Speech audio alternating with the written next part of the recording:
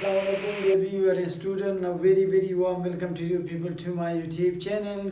Our today's topic is passive voice and passive voice of the first tense, present simple tense. आज जो हम कर रहे हैं प्रेजेंट सिंपल टेंस और प्रेजेंट सिंपल टेंस का जो है हम पैसिव वॉइस करेंगे। सबसे पहले कि पैसिव वॉइस क्या होता है और एक्टिव वॉइस को क्या होता है।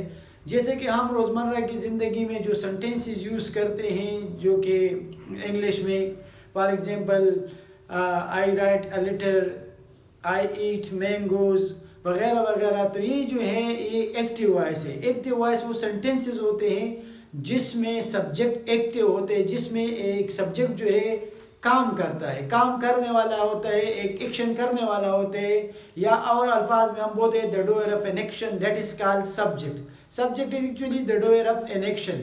बट ये ज़रूरी नहीं कि सब्जेक्ट हमेशा कुछ ना कुछ करे।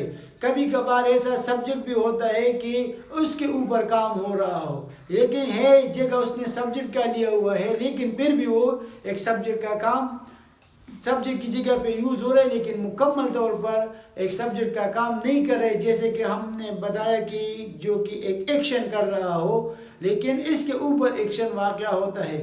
तो आइए शुरू करते हैं कि पैसिव वॉइस में चंद मिसाल देता हूँ और मिसाल से वाज़ेह होगा फिर इस टेंस की पैसिव वॉइस जो हम करेंगे।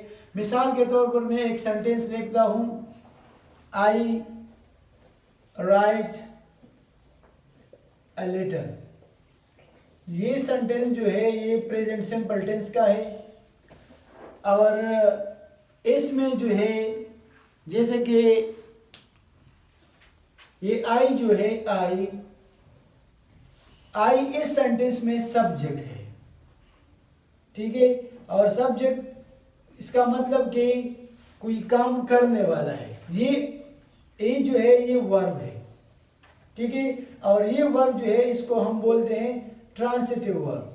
और ट्रांसिटिव वर्ब क्या होता है? ट्रांसिटिव वर्ब वो वर्ब होता है जो कि उसको एक ऑब्जेक्ट की ज़रूरत होती है। और अ लेटर जो है ये एक ऑब्जेक्ट है, इसको हम ऑब्जेक्ट बोलते हैं इस सेंटेंस का, इसको बोलते हैं ऑब्जेक्ट।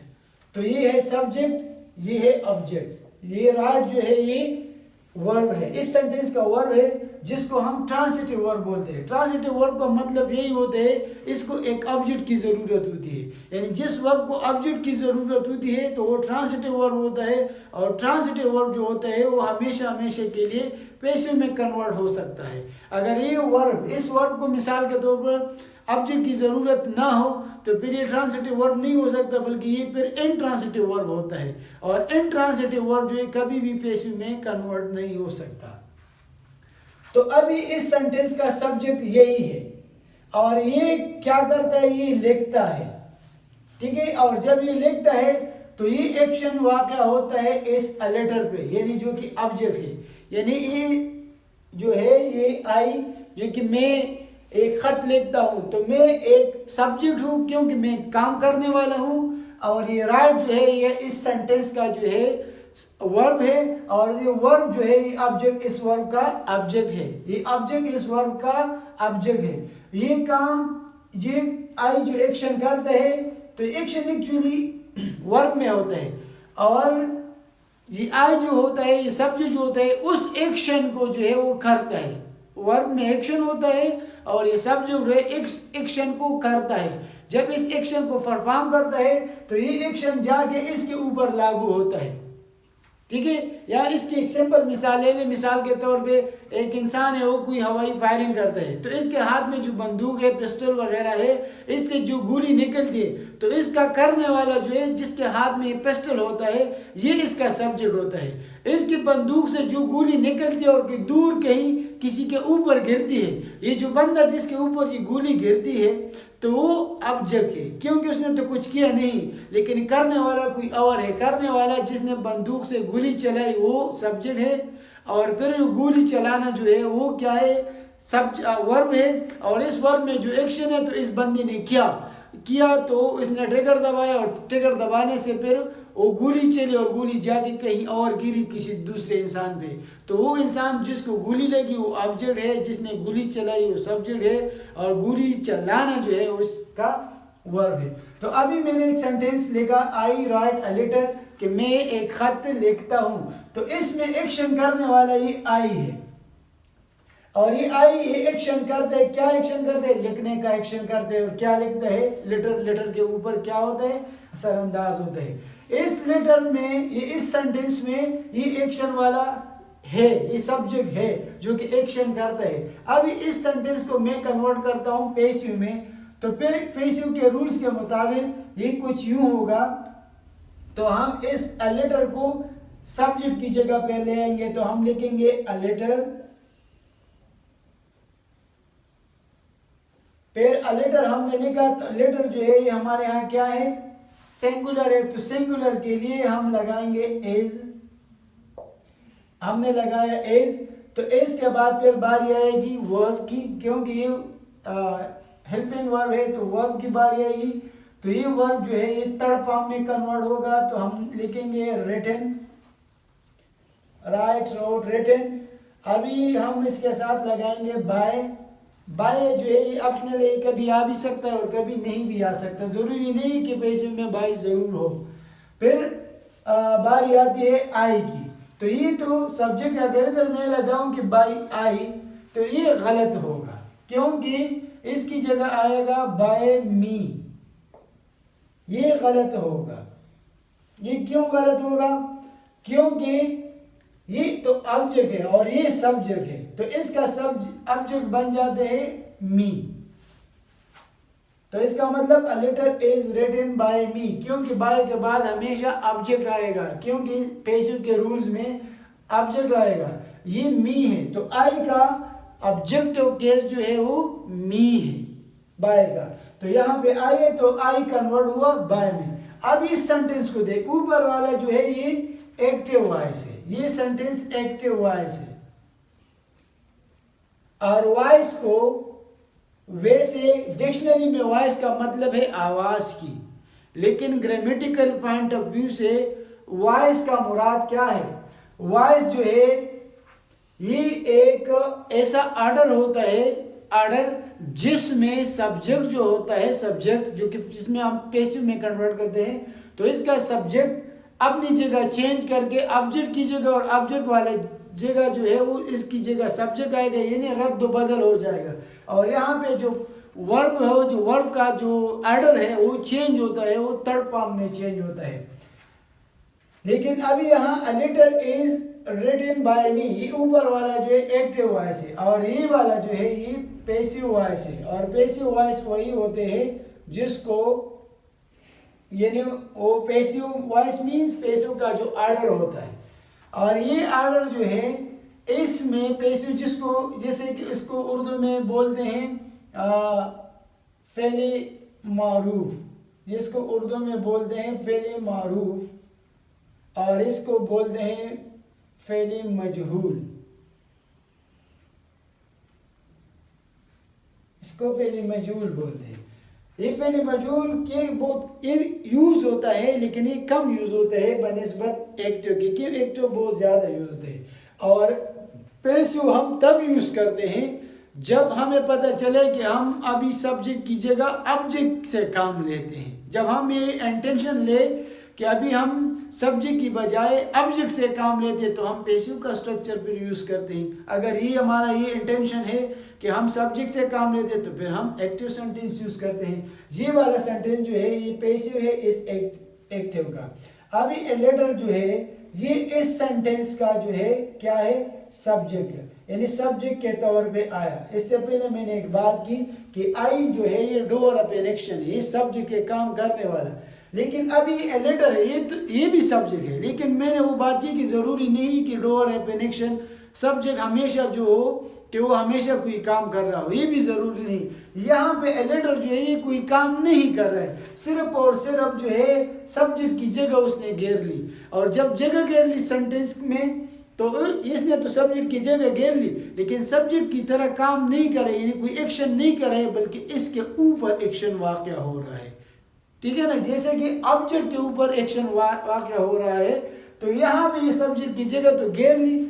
सब्जेक्ट की जगह कैसी घेर ली? वो ऐसी कि यहाँ पे तो एज है, यहाँ पे तो रिटन है, ये एक वर्बल फ्रेज है, ये वर्ब है, ये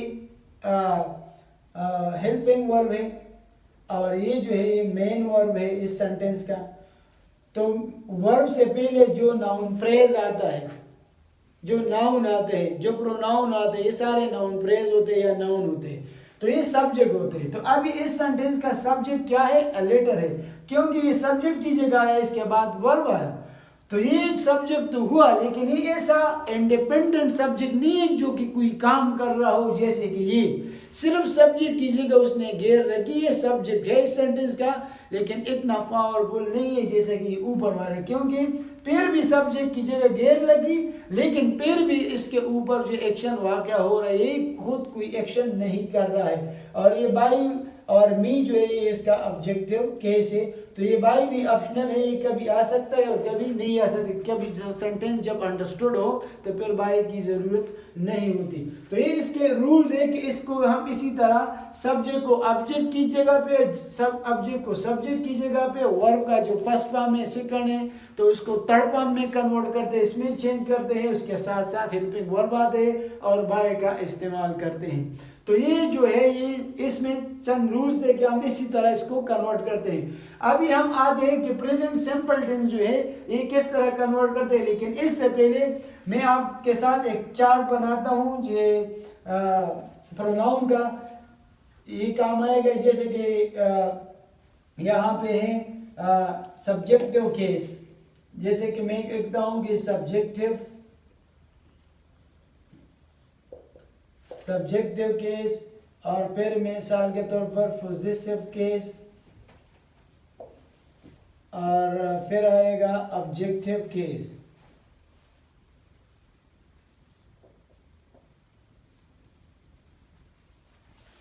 अभी मिसाल के तौर पर ये फर्स्ट पर्सन प्रोनाउन जो है,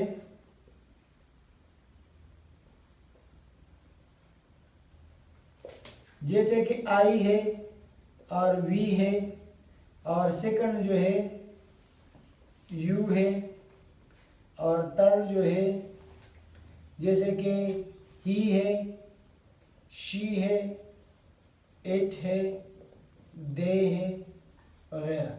और ये जो है आई वी का पॉजिटिव केस होगा, यानी आई का होगा पॉजिटिव केस माई, और वी का होगा और ऑब्जेक्टिव केस इसका होगा मी, और इसका होगा अस, और यू का होगा यूर, और इसका होगा ऑब्जेक्टिव केस यू। फिर ही का होगा हिज, फिर शी का होगा हर, फिर इट का होगा इट्स, दे का होगा देयर, और इसका ऑब्जेक्टिव होगा हिम, हर, इट,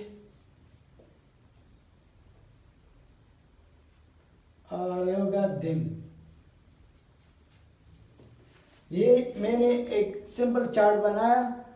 इस चार्ट का मतलब यही होता है कि पैसिव में जैसे कि हमारे यहाँ सब्जेक्ट आते हैं, तो सब्जेक्ट को हम डायरेक्ट किस में चेंज करते हैं? ऑब्जेक्टिव केस में, क्योंकि सब्जेक्टिव केस जो होता है इसमें तो यही आते हैं, लेकिन इसको फिर हम फौरन ऑब्जेक्टिव केस में कन्वर्ट किया। जैसे कि हमने आई को कन्वर्ट किया मी में, तो यहाँ पे आई है और यहाँ पे मी है, तो इसका ऑब्जेक्टिव केस यही है। तो हम इसको जब ये प्रोनाउन पैसिव में आए तो इन प्रोनाउन को हम चेंज करेंगे इसके मुताबिक, ये ऑब्जेक्ट के मुताबिक।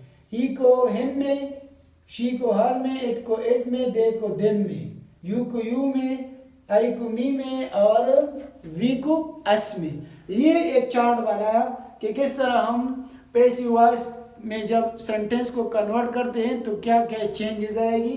तो ये तरीका है सब टेंसों के साथ। लेकिन अभी इसके बाद हम करेंगे कि प्रेजेंट सिंपल टेंस में किस तरह होता है, फिर कंटिन्यूअस में इसी तरह स्लोली एंड ग्रेजुअली हम तमाम टेंस के करेंगे जिसके हो सकते हैं, तो एक एक हम करके दिखाएंगे आपको। तो ये थोड़ा बहुत रूल्स थे आपके साथ शेयर किए। अब इसके रूल्स बताएंगे कि इस टेंस में, प्रेजेंट सिंपल टेंस में पैसिव वॉइस के कौन कौन से रूल हैं तो हम आपके साथ शेयर करते हैं।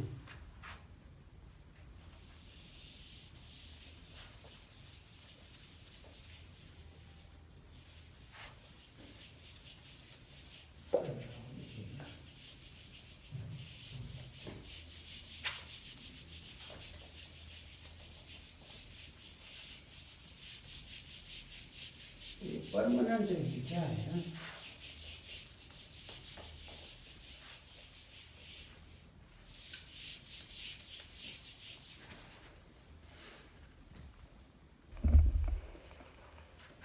इसमें नंबर 1 रूल नंबर 1 जो है कि पैसिव और प्रेजेंट सिंपल टेंस में वर्ब जो लगेगा, जैसे कि पहले हम बता रहे कि वर्ब का जो है थर्ड फॉर्म लगेगा।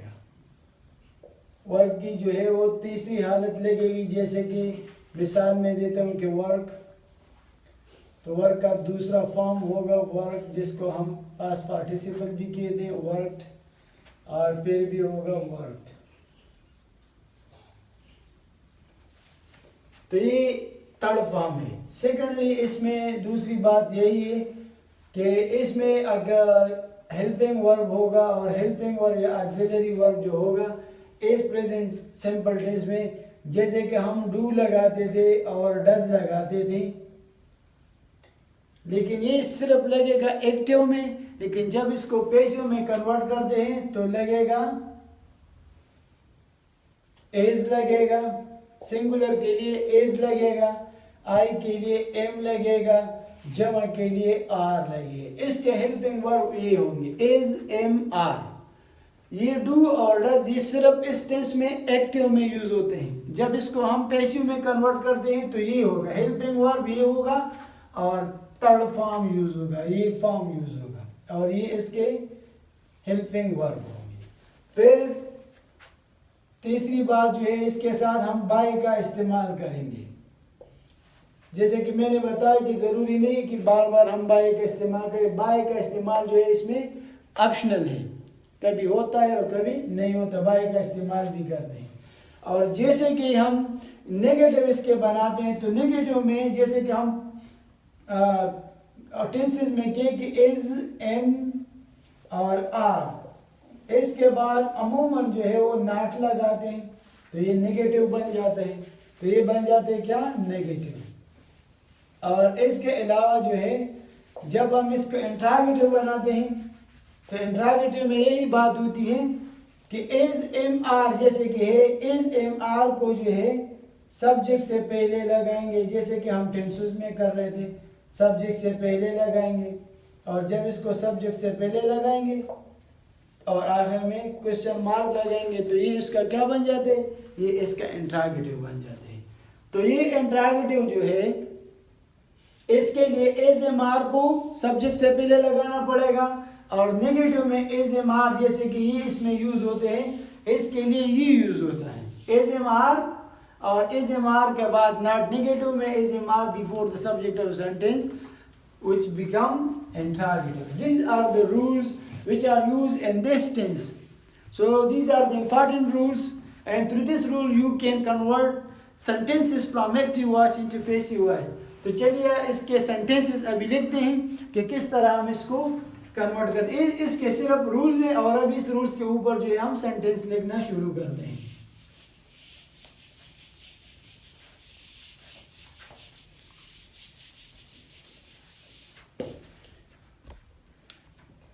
सेंटेंस नंबर 1 में लिखता हूँ जो कि सिंपल है। फॉर एग्जाम्पल अगर मैं लिखूँ कि she Yeats mangoes,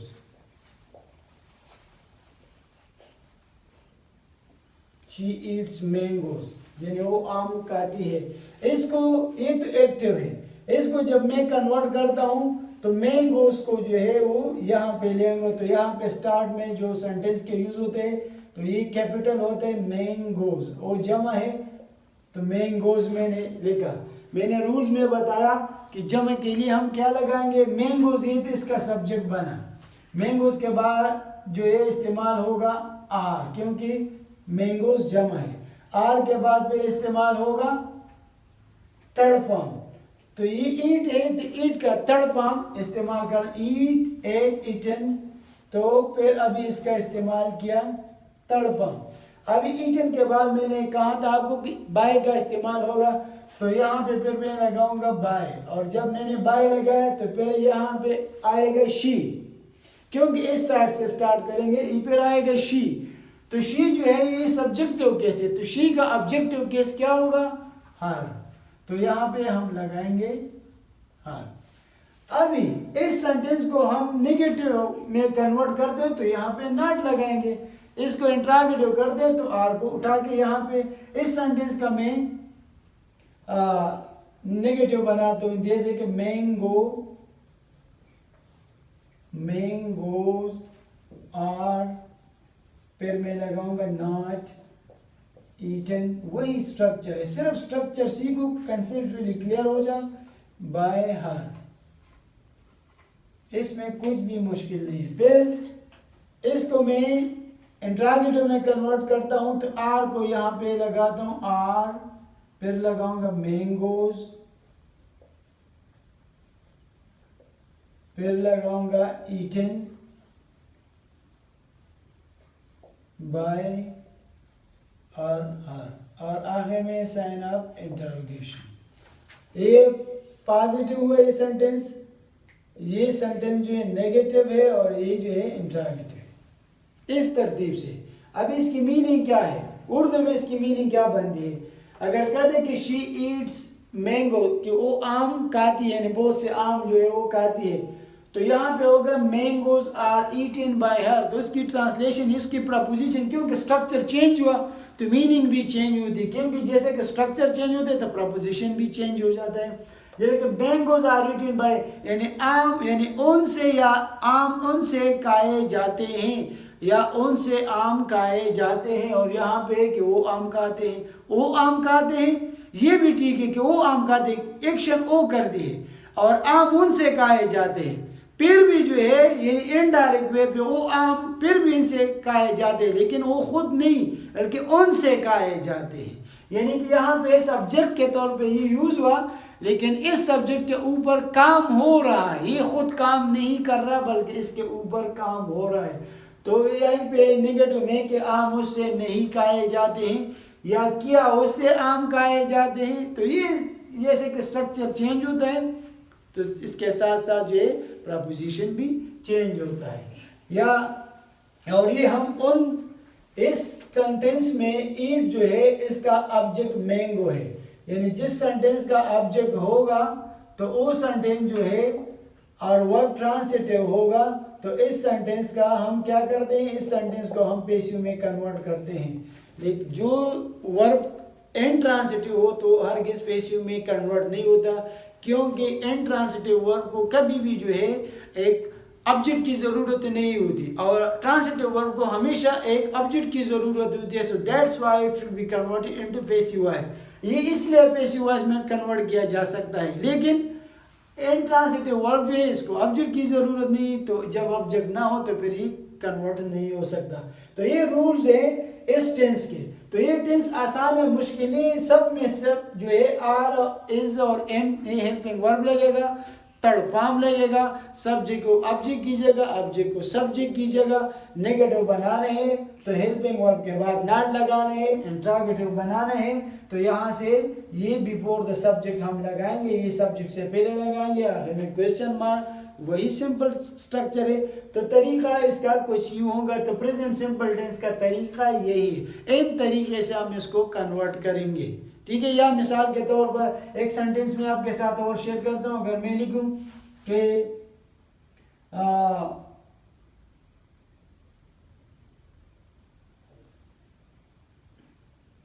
I teach English,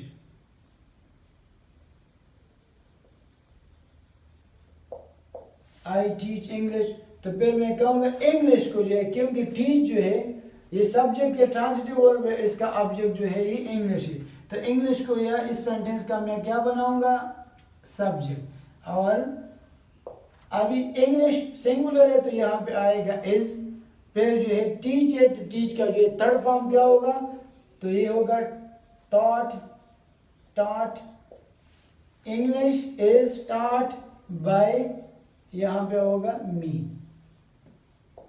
इसको नेगेटिव करने हैं तो यहाँ पे नॉट लगेगा, इंट्रागेटिव करने हैं तो ये निकलेगा यहाँ पे आएगा इंट्रागेटिव, आखिर में क्वेश्चन मार्क। ठीक है, तो इन तरीके से उसके जो सेंटेंस चेंजेस होते हैं और आसान रूल है, इतना मुश्किल नहीं है। उम्मीद करता हूँ ये वीडियो आपको पसंद आएगी और इसको ही इंशाल्लाह आप इस पे कंसेप्चुअली क्लियर हुए होंगे, और उम्मीद करता हूँ कि और वीडियो इसी तरतीब से हम इंशाल्लाह और भी बनाएंगे और ये पूरे के पूरा स्ट्रक्चर जितने भी पैसिव वॉइस का है इंशाल्लाह slowly and gradually will be clear and you will be conceptually clear. Thank you.